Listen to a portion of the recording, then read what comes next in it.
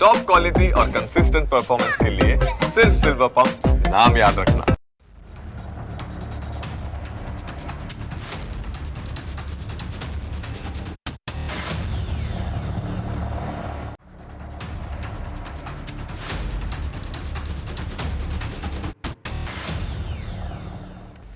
આપણા દેશમાં કેટલાક લોકોને ચીનની તાકાત પર ખૂબ ભરોસો છે. તેઓ આપણા બધાને ડરાવવાની કોશિશ પણ કરે છે. આવા લોકો કહેતા રહે છે કે ચીનની તાકાતથી ભારતે ડરવું જોઈએ. હવે ચીનની પોલ 3 વખત ખુલ્લી પડી ચૂકી છે, જેનાથી પુરવાર થાય છે કે ચીન કાગળ પરનો વાઘ છે. ચીન પોતાની એર ડિફેન્સ સિસ્ટમને પાવરફુલ ગણાવે છે. એર ડિફેન્સ સિસ્ટમ એટલે કે દુશ્મનના મિસાઇલ્સ અને ડ્રોન્સના હુમલાને નિષ્ફળ બનાવતી એક સિસ્ટમ. ચીનની આવી સિસ્ટમ સાવ ભરોસાલાયક નથી. પહેલાં પાકિસ્તાન, બાદમાં વેનેઝુએલા અને હવે ઈરાનમાં પણ આ જ વાત પુરવાર થઈ રહી છે. વર્ષોથી ચીનના નેતાઓ દુનિયાભરમાં માર્કેટિંગ કરતા રહે છે કે તેમની પાસે HQ-9B જેવી જબરજસ્ત એર ડિફેન્સ મિસાઇલ સિસ્ટમ અને રડાર ટેકનોલોજી છે. મિલિટરી પરેડ અને મોટા પ્રદર્શનોમાં તો ચીને આ સિસ્ટમનું એવું માર્કેટિંગ કર્યું છે કે જાણે એક એવું સુરક્ષા કવચ છે જે લાંબા અંતરે રહેલા દુશ્મનના અનેક લક્ષ્યોને એકસાથે શોધીને પળવારમાં જ ફૂંકી મારે. અત્યારના લશ્કરી અભિયાનોમાં આ ચાઇનીઝ દાવાની પોલ ખુલી ગઈ છે. રેડ ફ્લેગ નામે ઓળખાતી આ સિસ્ટમ ચીનની સૌથી ખાસ લાંબી રેન્જની મિસાઇલ સિસ્ટમ ગણાય છે. China aerospace science and industry કોર્પોરેશને અમેરિકાની પેટ્રિયોટ મિસાઇલ સિસ્ટમ અને રશિયાની S-300 પ્લેટફોર્મ એમ બંનેમાંથી કોપી કરીને આ એક સિસ્ટમ બનાવી. કાગળ પર તો એવું જ કહેવાય કે આ સિસ્ટમ અત્યાધુનિક રડાર ટ્રેકિંગ અને ઇલેક્ટ્રોનિક માધ્યમો છે જે 260 કિલોમીટર દૂર અને 50 કિલોમીટરની ઊંચાઈ પર ઉડતા વિમાનો અને મિસાઇલોને તોડી પાડે છે. ચીને પોતાના દેશમાં બીજિંગ, તિબેટ અને દક્ષિણ ચીન સાગર જેવા સંવેદનશીલ વિસ્તારોમાં આ સિસ્ટમને તહેનાત કરી. પરંતુ મૂળ વાત તો એ છે કે ચીનની બહાર યુદ્ધના મેદાનમાં સિસ્ટમનું પ્રદર્શન બહુ જ નબળું અને ફિક્કું રહ્યું છે. જાણકારો અને ટીકાકારો હવે એવું કહી રહ્યા છે કે આ સિસ્ટમ પરેડના મેદાનમાં જ ભપકાદાર લાગે, પરંતુ હકીકતમાં જ્યારે ખરી લડાઈની વાત આવે ત્યારે હાંફી જાય છે.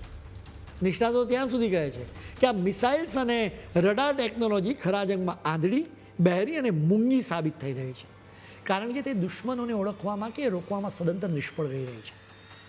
ઓપરેશન સિંદૂરમાં ચીનની આ સિસ્ટમની સાવ પોલ ખુલી ગઈ હતી.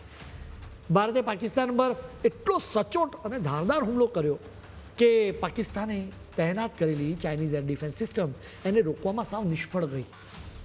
ખાસ કરીને પાકિસ્તાને જેના ભરોસે પોતાની ખાસ જગ્યાએ સુરક્ષિત માની હતી તે HQ-9 અને HQ-16 સિસ્ટમ તો શોભાના ગાંઠિયા જેવી સાબિત થઈ. રિપોર્ટ કહે છે કે ભારતીય મિસાઇલ્સે ચાઇનીઝ સુરક્ષા કવચને વારંવાર વીંધી નાખ્યો હતો.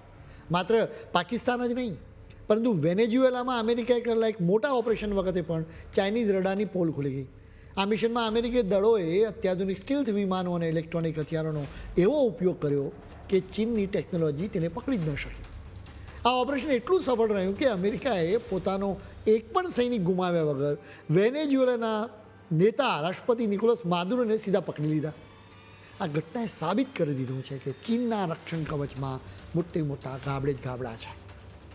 ચીન એની JY-27 રડાર સિસ્ટમ વિશે બહુ ફાંકા મારતું હતું. ચીન કહેતું હતું કે 280થી 390 કિલોમીટર દૂર રહેલા લક્ષ્યોને પણ આરામથી ઓળખી લે છે.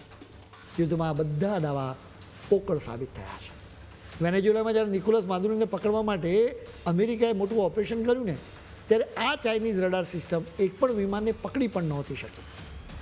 એકાદ બે નહીં, પૂરા 150 વિમાનો વેનેઝુએલાની સરહદમાં ઘૂસી ગયા અને ચાઇનીઝ રડાર ઊંઘતા જ ઝડપાયા. ચાઇનીઝ એર ડિફેન્સ સિસ્ટમની ખરી પરીક્ષા તો હમણાં ઈરાનના યુદ્ધમાં પણ થઈ ગઈ. ઈરાને પોતાની સુરક્ષા માટે મજબૂત ગણાતું અનેક સ્તરોનું સુરક્ષા કવચ તૈયાર કર્યું હતું, જેમાં સૌથી આગળ ચીનની HQ-9B મિસાઇલ સિસ્ટમ તૈનાત હતી.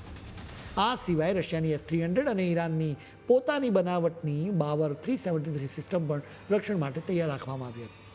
એટલું જ નહીં, મધ્યમ અને ટૂંકા અંતરના હુમલાઓને રોકવા માટે ખોરદાદ 15 અને પેન્સીર S-1 જેવી અનેક સિસ્ટમો ગોઠવાઈ હતી. આટલી બધી સુરક્ષા કવચ હોવા છતાં આ હુમલામાં જબરજસ્ત અને ભારે વિનાશ થયો. અમેરિકા ઇઝરાયેલના ઘાતક હુમલામાં ઈરાનના સુપ્રીમ લીડર ખામેનેઈ નહીં, પરંતુ તેમની સાથે ઈરાનની સેનાના ટોચના લગભગ 49 અધિકારીઓને નિશાન બનાવવામાં આવ્યા. એ સમયે ચાઇનીઝ સિસ્ટમ માત્ર તમાશો જોતી જ રહી ગઈ. આખી વાતથી સ્પષ્ટ થાય છે કે ચાઇનીઝ સૈન્ય સામગ્રી બિલકુલ તકલાદી છે, એટલે ભારતે તો ચિંતા કરવાનું કોઈ કારણ જ નથી. બીજી તરફ ભારતે ઘર આંગણે વિકસાવેલી સૈન્ય સામગ્રીની તાકાત ઓપરેશન સિંદૂર વખતે આખી દુનિયાએ જોઈ લીધી છે. કહેવાનો સાર એટલો જ છે કે ડરો મત, આપણી પાસે મજબૂત સિસ્ટમ છે.